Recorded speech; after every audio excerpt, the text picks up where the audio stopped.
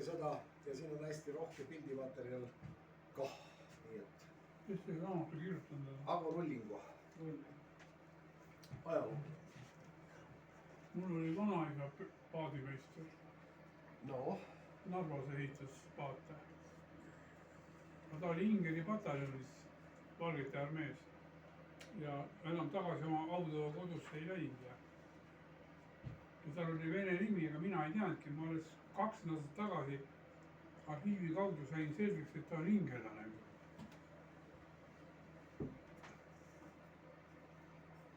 Juba tema vanaisa oli juba Ingeri, no oli sunnitud minema ingelaseks, muidugi antud maad. Kuule, kus ta neid paate ehitas? Narvas. Narvas?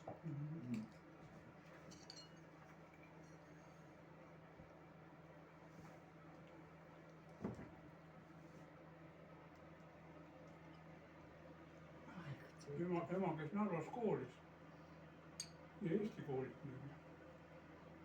Ja siis oli niimoodi, et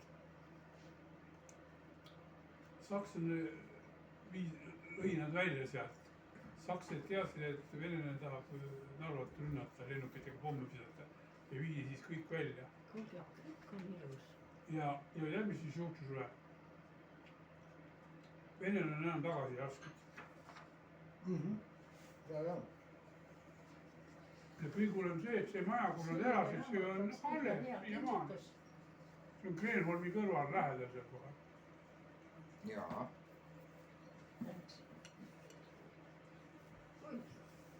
Päris raske.